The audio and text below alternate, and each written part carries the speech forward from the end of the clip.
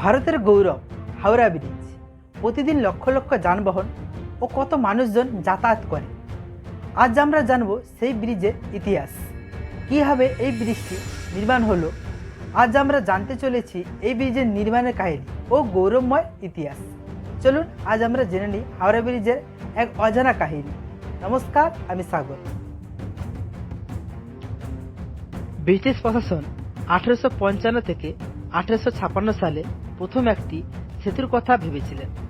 তৈরি হয়েছিল কমিটি, কারণ ততদিনে নদীর দুই পাড়ে ঝাঁকিয়ে বসেছে ব্রিটিশদের কারবার। তৈরি হয়েছে নতুন নতুন কারখানা, তাই হাওড়া ও কলকাতার জন্য একটি সেতু এবার খুবই দরকার। 1855 সালে সেতু কমিটির চার্জ তৈরি করা হয়। কোনো এক অজ্ঞাত কারণে বছর চারেকের মধ্যেই এই কাজটি বন্ধ হয়ে যায়।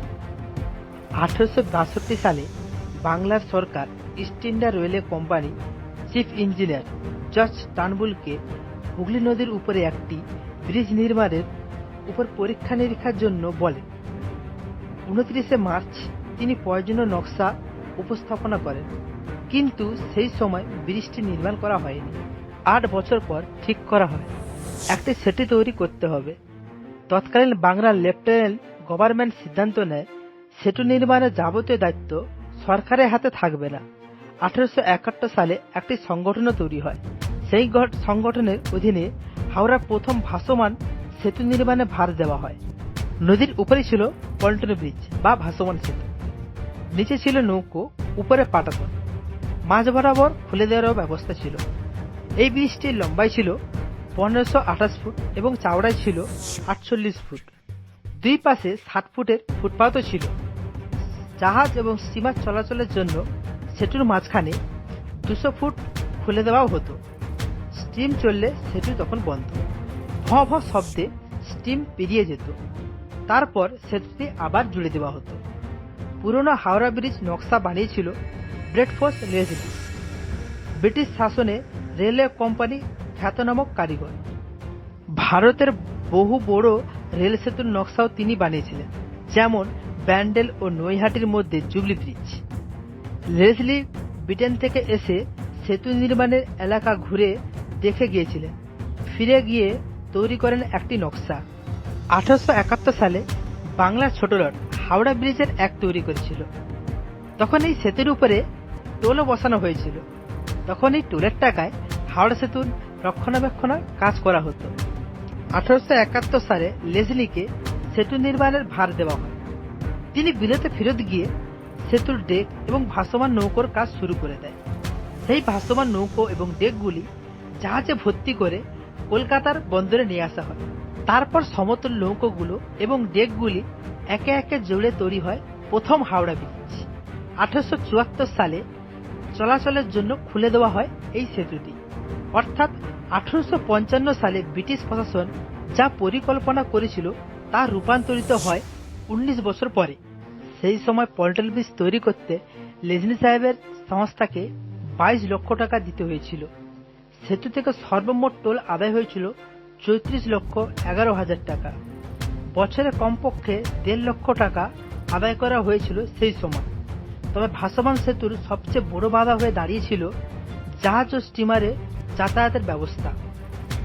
জাহাজ গেলে গাড়ি চলাচলের জন্য সেতু বন্ধ করে দেওয়া হতো, কারণ খালি দিনের বেলায় সেতু খোলা হতো। এই ব্যবস্থা চলে 1906 সাল পর্যন্ত। তারপর জাহাজ চলাচলের জন্য রাতের বেলাও সেতু খুলে দেওয়ার ব্যবস্থা হয়।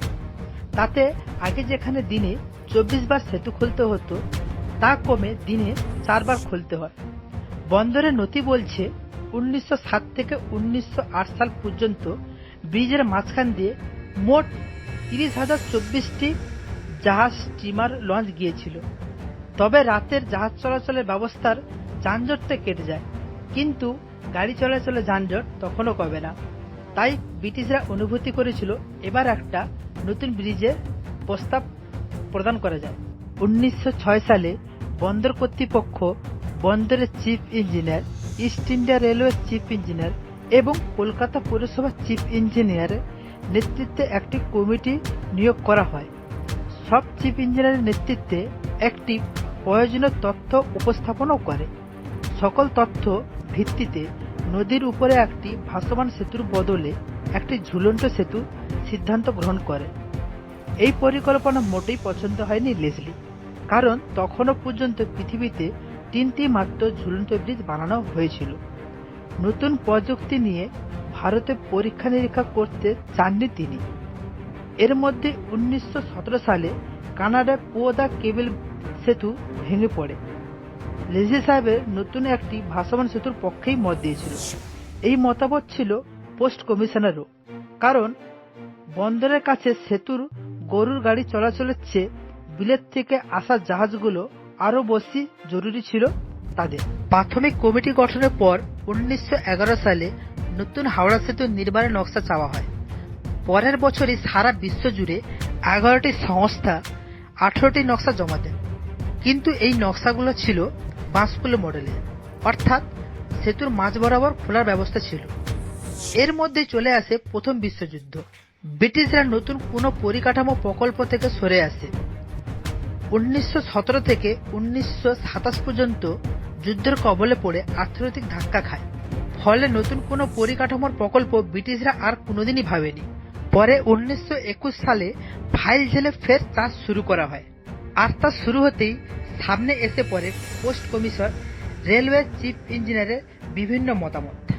একজন চায় পল্টন ব্রিজ, আর একজন চায় ঝুলন্ত ব্রিজ। ব্রিটিশ প্রশাসন এর মধ্যে থেকে একটি মধ্যান্ত বার করে 1921 সালে রাজেন্দ্রনাথ মুখোপাধ্যায় মাথায় রেখে একটি কমিটি গঠন করে দেওয়া হয়। তিনি তখন মার্টিন অ্যান্ড কোম্পানি অন্যতম মালিক ছিলেন। 1822 সালে আর.এন. মুখার্জি কমিটির চূড়ান্ত রিপোর্ট পেশ করে। তাতে যাবতীয় বিতর্ক সরিয়ে একটি ঝুলন্ত ব্রিজের প্রস্তাব করেন।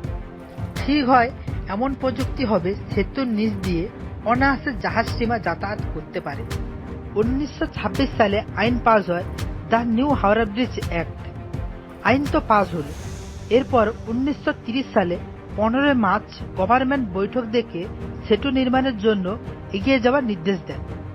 1935 সালে হাওড়া ব্রিজের এক সংশোধন হয়ে এর পরের বছরই সেতু নির্মাণের কাজ চালু হয়। সেতু নির্মাণের জন্য তখন 23,500 টন ইস্পাত লেগেছিল।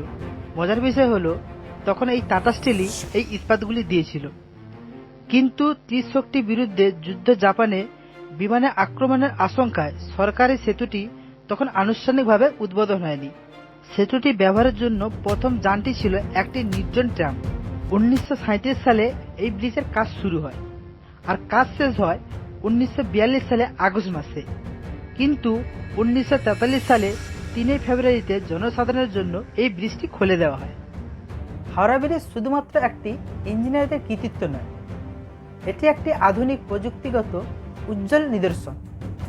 আপনি যখন এই ব্রিজের উপর দিয়ে যাবেন তখন একটি ভেবে দেখুন, এটি শুধু একটি ব্রিজই নয়, এটি একটি শতাব্দীর কাহিনী।